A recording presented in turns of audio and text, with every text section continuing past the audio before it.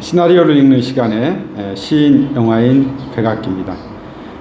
지난번에 이어서 오늘 또 베를린 천사의 시, 빈 벤더스 감독의 베를린 천사의 시 두 번째가 되겠습니다. 제가 직접 필사한 베를린 천사의 시 대본인데요. 빈 벤더스 감독, 페터 한틱의 공동 각본, 그리고 여수중 선생님이 번역한 이 베를린 천사의 시 시나리오는 1990년도 영화예술 잡지의 해외 특선 시나리오에 실린 시나리오입니다. 빈 벤더스 감독의 베를린 천사의 시 두 번째가 되겠습니다. 신 52씬부터 시작하겠습니다. 52. 풀샷. 카시엘 메모첩을 계속 읽는다. 제44 우체국에서는 오늘 자살을 결심하는 사나이가 몇 통씩이나 이별 편지에 기념 우표를 붙였다. 제각기 다른 걸 말이다. 그리고 나서 거기서 나와 마리안느 광장에서 미국 병사와 영어로 얘기했다.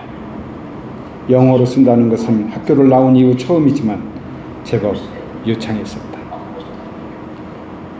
프랙젠대 교도소에서는 죄수가 벽에 머리를 부딪혀서 자살하는 찰나 지금이다 고 말했다. 씬 53.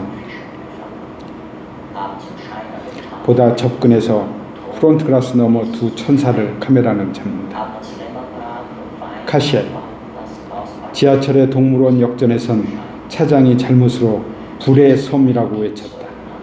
다니엘. 제법 하는구만. 카시엘. 레베르겐에서 노인이 얘기한대. 오디세이를 읽어주었다. 씬 54. 롱샷. 바깥. 낮. 쇼윈도우 앞. 커플이 전시되어 있는 차 한 대를 탐내어 쳐다보고 있다. 사나이는 은빛 아누자크로 감싼 갓난아기를 안고 있다. 카시엘. 아기는 눈도 깜짝이지 않고 듣고 있다. 카시엘을 향해. 자네 쪽은? 다니엘은 아무렇게나 메모첩을 읽어갔으나 어느덧 보고를 중단한다. 씬 55. 다니엘. 거리를 가던 여자가 빗속에서 우산을 접은 채 흠뻑 젖어 서 있었다. 국민학생이 민들레의 발생을 설명하며 선생님에게 감명을 주었다. 눈먼 노파가 나를 알아차리고 맹인용 시계를 찾았다. 영혼만의 존재로서 살고 날마다 영원히 사람들에게 영혼이란 무엇인가를 깨닫게 하는 건 얼마나 훌륭한 일인가. 그러나 영생의 영혼에 지겨울 때도 있어. 그러면 영겁의 시간에 떠 있는 것을 못 견디게 돼. 나의 무한성을 빼앗고 대지에 묵혀진 무게를 느껴보고 싶어. 씬 56. 롱샷. 바깥. 낮. 쇼윈도우 앞. 나이 많은 사나이가 바람결에 머리를 흩날리며 쇼룸의 차를 찬찬히 바라보고 있다. 다니엘. 걸을 때마다 바람이 불어올 때마다 지금이다. 씬 57. 클로즈업. 실내. 낮. 다니엘의 이야기에 귀를 기울이는 카시엘. 다니엘. 지금이다. 지금이다 라고 말하고 싶다. 태초부터라든지 영원이라든지 뿐만 아니라 이를테면. 씬 58. 클로즈업 샷. 다니엘. 카드 테이블의 빈자리에 앉아 안녕하며 끄덕여 보이는 인사를 받고 싶어. 우리들은 정말 오랫동안 함께였지만 그건 모두 다 환영이었어. 어떤 놈과 한밤중에 격투에서 허리뼈를 탈골시켰지만 그것도 환영. 물고기를 잡았지만 그것도 환영. 테이블에 앉아 마시며 먹는 것도 환영. 씬 59. 클로즈업. 카시엘. 새끼 양을 구워서 와인을 쏟아 부은 것도 환영. 씬 60. 클로즈업 샷. 다니엘. 사막에 펼쳐진 천막 바퀴였다. 그러나 그것도 그저 환영이었어. 아이를 낳고 싶다든지 나무를 심고 싶다고까지 말하진 않았지만 정말 멋이 있겠지. 긴 하루를 마치고 집에 돌아와. 씬 61 클로즈업샷 카시엘. 필립 마로우와 같이 고양이에게 먹이를 준다는 건 다니엘 체온을 갖고 신문으로 손가락을 더럽혀 영혼의 기쁨만이 아니라 식사라든지 목덜미의 선이라든지 카시엘 규 모양에도 기쁨을 느낀다. 다니엘 새빨간 거짓말을 한다. 카시엘 걸으며 자신의 뼈의 움직임을 느낄 수 있다는 것. 씬 66 다니엘 더는 전능하진 않으니까 예감이란 걸 맛보며 아이라든가 오라든가 아야야 하고 외치던다. 아무렴 아멘 일변도가 아니고 말이야. 카시엘 아무렴 악에 이끌린다는 것도 나쁘지 않아. 지나치는 인간한테서 이 세상의 온갖 악령을 빨아들여서 때가 오면 그걸 한꺼번에 쏟아낸다든지. 씬 68 클로즈업샷 천사 다니엘 악령의 흉내를 낸다. 악의 화신이 된다. 다니엘 그런 것이든지 테이블 밑에서 구두를 벗고 발가락을 뻗고 그 감각을 맛본다. 맨발의 감각. 씬 69 클로즈업샷 카시엘 고고함을 지켜라. 만사 되는 대로 맡겨라. 진지해진다. 끝까지 진지함을 지키지 않는다면 악의 화신이 된다 해도 뻔할 뻔짜다. 그저 지켜보며 수집하며 증언하고 지킨다. 그 이상 손을 쓰지 않는다. 영혼인 채 있거라. 거리를 지키며 마르테 밖에 나서지 않고. 젊은 여자 소리 봐요. 까프리오레예요. 씬 70 미디엄샷 프론트 글라스 너머 보이는 천사 다니엘과 카시엘. 앞쪽에 남녀 커플을 보고 씩 웃는다. 젊은 남자 소리 돈을 내고 살 물건이 아니라고 훔쳐낼까? 누군가 먼저 해치우기 전에. 씬 71 풀샷 실내 낮.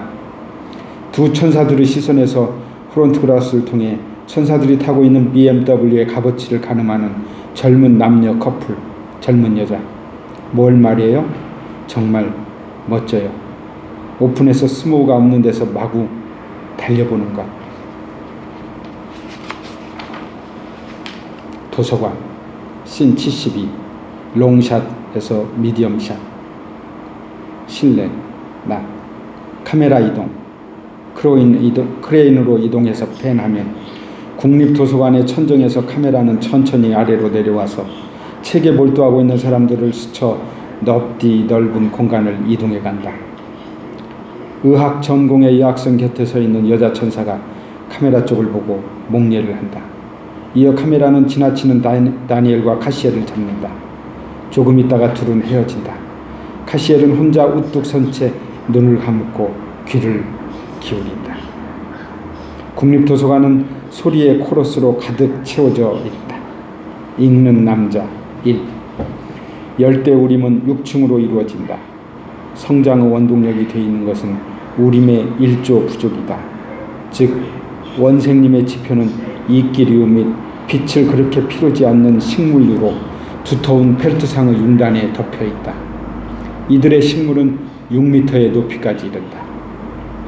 읽는 여자 2 발터 베냐민은 1921년 파울 클레우 수체와 새로운 천사를 구입했다. 1940년 파리를 탈출할 때까지 이 그림은 장소를 전전하며 언제나 그의 작업실에 걸려 있었다. 절필이 된 역사의 개념에 대해서 이 그림은 역사를 뒤돌아보는 것에 알레고리로서 해석되고 있다. 읽는 남자 3 여름이 끝나가며 가을이 다가오고 있다. 학의 무리가 상춘의 둥지를 향해서 하늘 높이 건너간다. 그 모습은 아부달에겐 보이지 않으나 찢어지는 듯한 우리 목소리는 귀에 들려온다. 읽는 남자 4.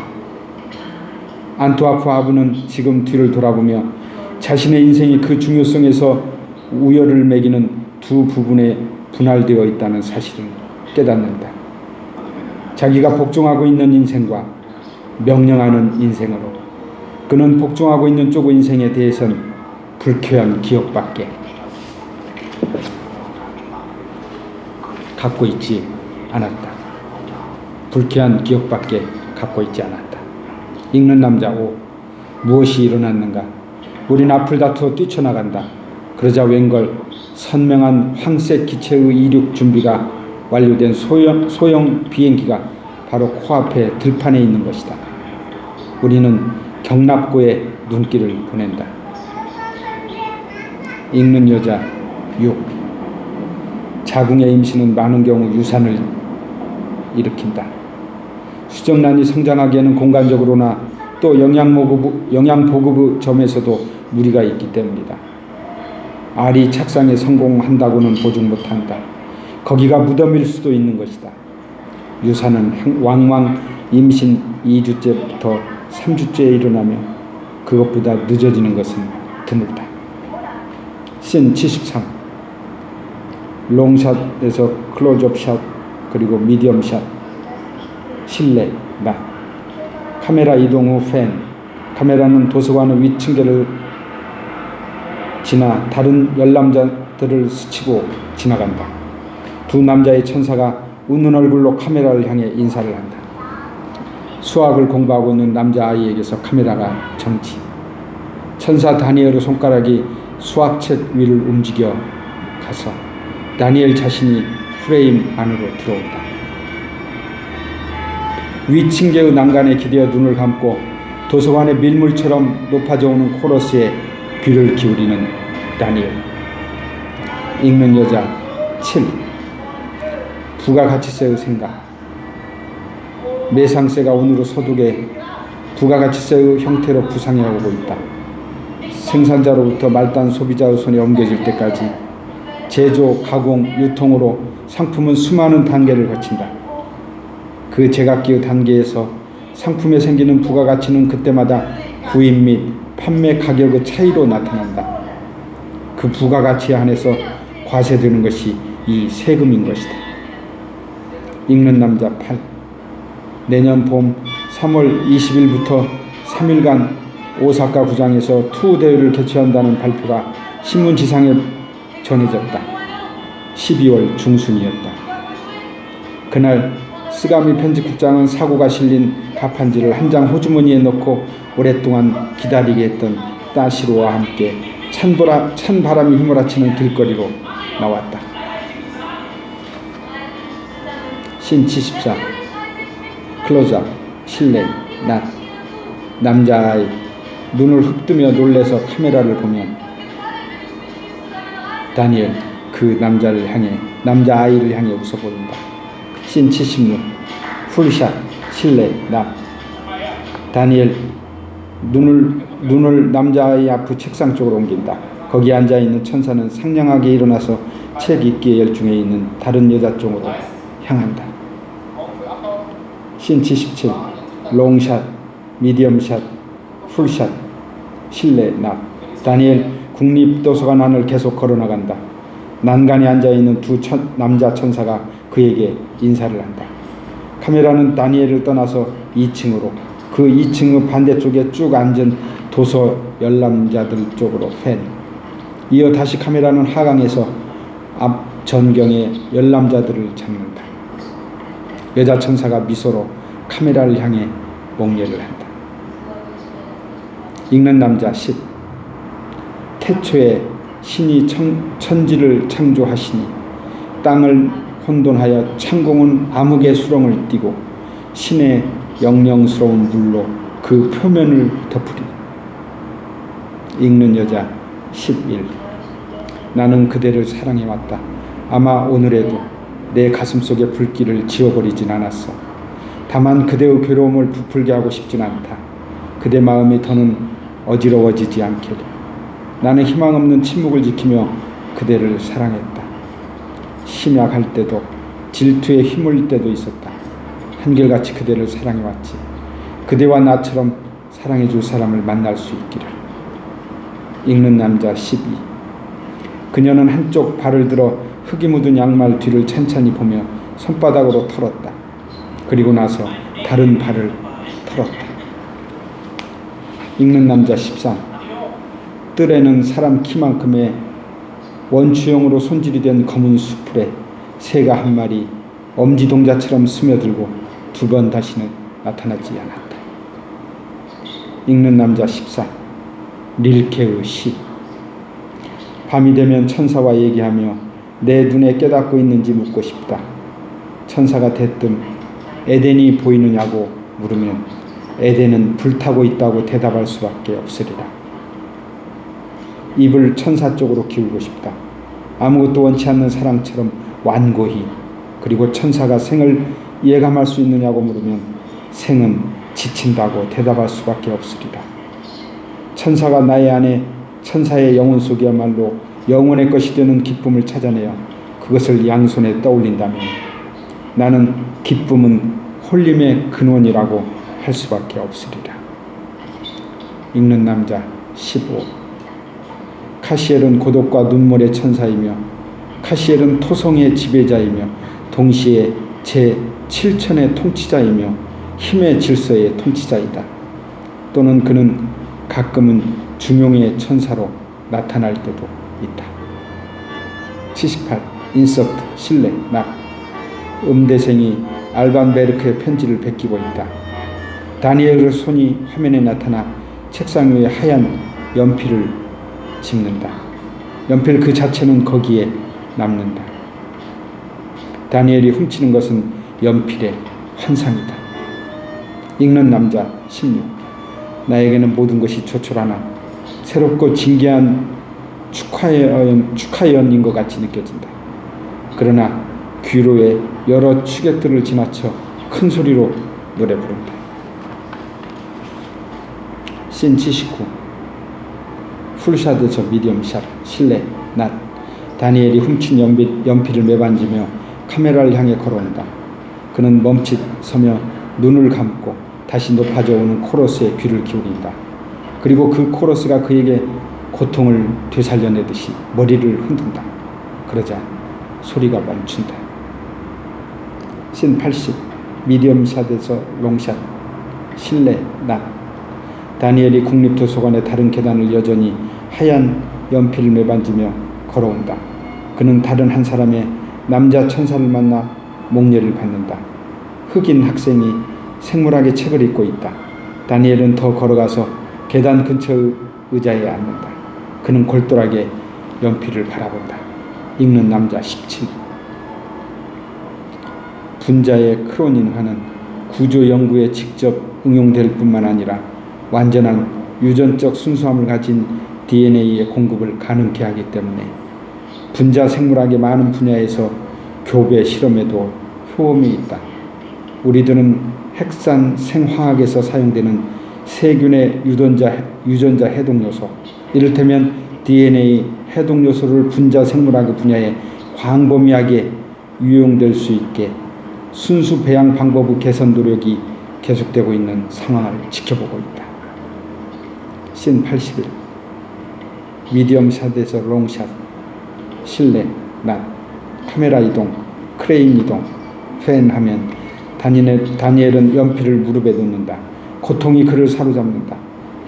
아마도 연필을 진짜 소유할 수 없기 때문일까. 그는 뒤에 손잡이를 쥔다. 카메라는 그를 뒤에 남겨놓고 공간을 미끄러지듯 건너가서 카시엘을 잡는다. 카시엘은 도서관의 높은 곳에 돌출해 있는 계단 위에 마치 도움 천정의 꼭대기에 서 있는 것처럼 서서 아래를 내려다보고 있다. 노인이 계단을 올라온다. 호메로스다. 그는 계단을 타 오르기 전에 다니엘과 만난다. 다니엘은 멈춰 서서 호메로스 노인을 저기 바라본다. 씬 82. 미디엄샷 실내 낮. 계단의 중간쯤에서 헐떡이고 있는 호메로스. 호메로스의 마음 소리. 얘기해 주옵소서. 시의 여신이시여. 신 83. 미디엄샷 실내 난.